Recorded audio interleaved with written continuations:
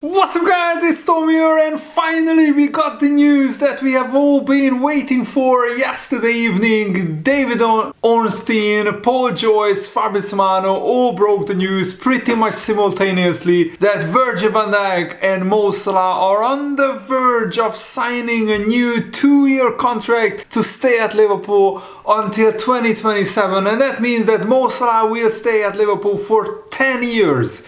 The king of Anfield, 10 years of Liverpool career, absolutely marvelous news. David Ornstein said that both players had breakthroughs in the negotiations and fresh terms are set to extend the key pair at Liverpool until the summer of 2027, and the top tier journalist in Egypt, Israel Mahmoud, is also reporting that there has been a significant alignment between Mo Salah and Liverpool over the past 2 weeks. Salah is expected to sign a new contract that will keep him at Liverpool until 2027, despite strong interest from Saudi Arabia. Salah only wanted to stay at Liverpool. He loves the club and he has never considered leaving. And I mean, how amazing is that?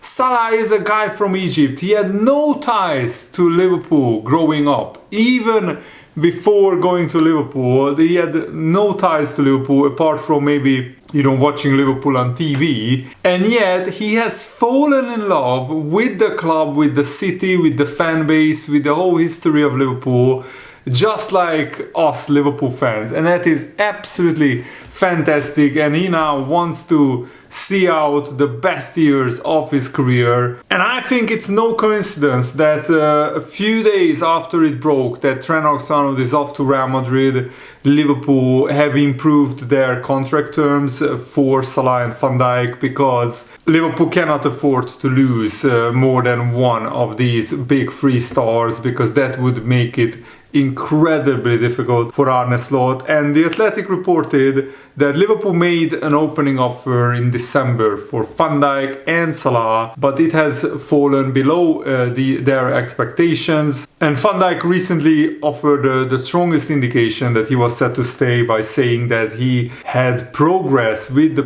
contract talks, and this is the perfect boost for Liverpool. James Pearce wrote in The Athletic that resolving contract situations was one of the biggest challenges Richard Hughes inherited when he started work as Liverpool's sporting directors. It's been a long road, but with Salah and Van Dijk on the brink of signing 2-year extensions, it will provide the perfect boost for Arne Slot's side as they close in on being crowned Premier League champions. And what a celebratory party we could have in the next 4 or 5 weeks, with Salah and Van Dijk's contract extension announced, and hopefully Liverpool can seal the Premier League title in the next few weeks with victories against West Ham, Leicester and Tottenham. Liverpool would almost guarantee themselves a Premier League title. So guys, if you are excited about this news and if you are happy about this news, make sure to leave a like and let me know in the comments below. Are you now more confident that Richard Hughes will do his job properly and not just extend these players' contracts, but bring in players that could help elevate Liverpool to another level? And James Pearce also reiterated that Trent is expected to complete a free transfer to Real Madrid, which is a real shame.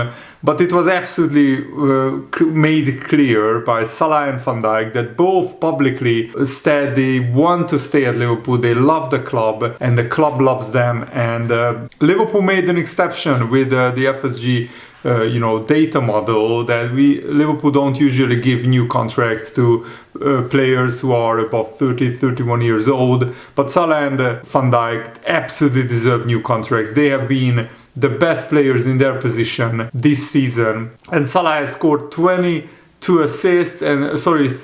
goals and got 22 assists as well in 45 appearances. So yes, Salah had a quite a month, but he has been overall absolutely immense, stupendous. And Van Dijk has been the defensive rock that the title challenge was built on. Paul Joyce is reporting in the Times that Mo Salah is closing in on a new contract at Liverpool, and there was a breakthrough in negotiations with Van Dijk, and it is understood there is a growing expectation that a new deal will be struck with Mo Salah as well. Liverpool have always been confident that Salah will continue at Liverpool, even though these negotiations have been lengthy in terms of financial terms and the length of an extension. Probably one of the biggest sticking point is that Liverpool don't want to offer Salah too high of a salary because he will be playing at the Africa Cup of Nations, at the World Cup, and then another Africa Cup of Nations in the next 2 years. That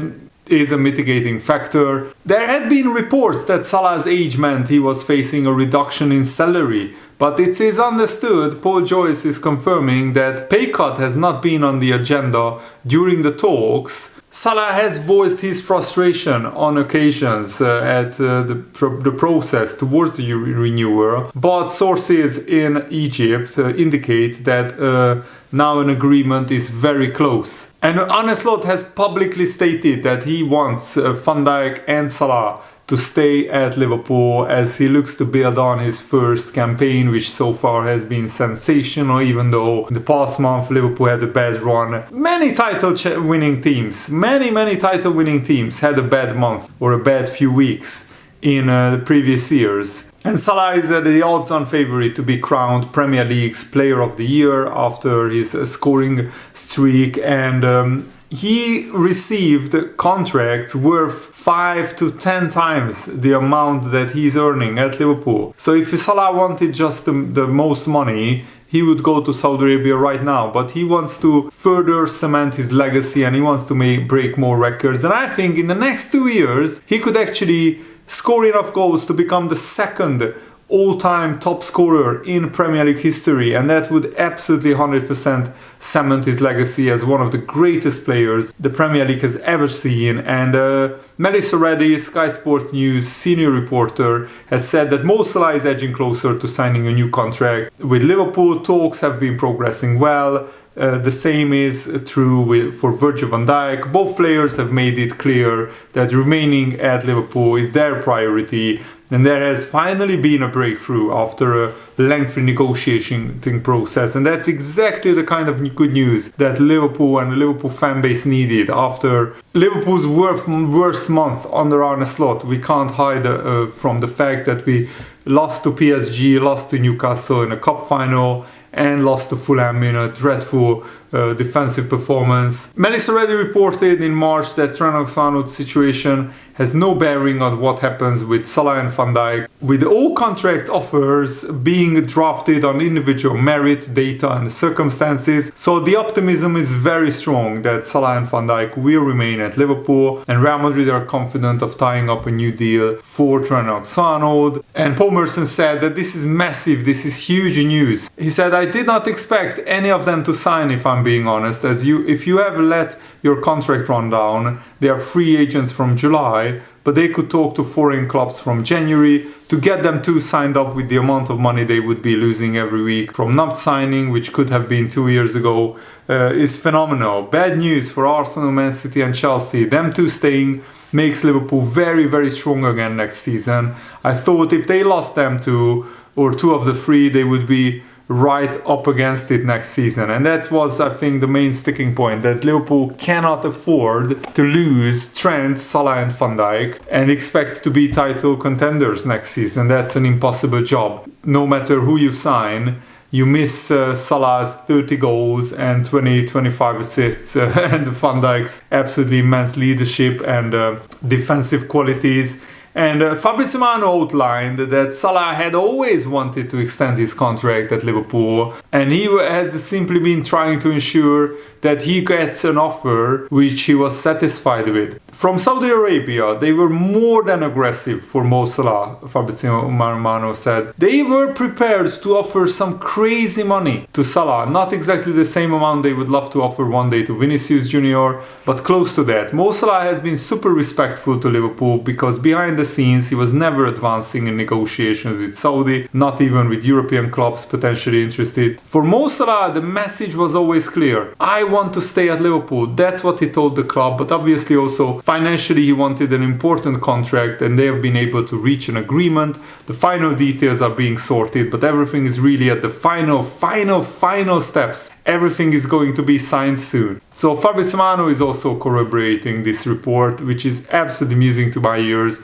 So hopefully we get the announcement either this week or next week. What I want is for Liverpool to go out and beat West Ham United in a very good performance, and the Liverpool fans will be buzzing with this news. Of course, it's not official yet, but I think this will lift the mood inside Anfield as well. So this is exactly the kind of boost that Liverpool needed ahead of the final 6 weeks of the season. And a key detail has emerged after Liverpool went against their long-standing policy of not giving contracts to players above 30 years old, new contracts I mean. So according to reports, this policy that Liverpool don't extend players contracts who are above 30 years old, this has been long established at Liverpool under FSG, but Liverpool went against this and will extend the contracts of Salah and Van Dijk because they are players that an exception has to be made for them. And this update will give Liverpool fans a massive lift at a perfect time. If there was any tension building up among Liverpool fans following some poor results, this bombshell update could go a long way towards releasing that pressure, that tension. And it's quite the boost to get coming into a massive home fixture against West Ham. It's massive because Liverpool, after losing to Fulham, need to bounce back and win against West Ham to get one step closer to the Premier League title. We have had to live on our nerves for a long time regarding Salah, but at long last it looks like Liverpool fans will be treated to a happy ending in this long-running contract saga.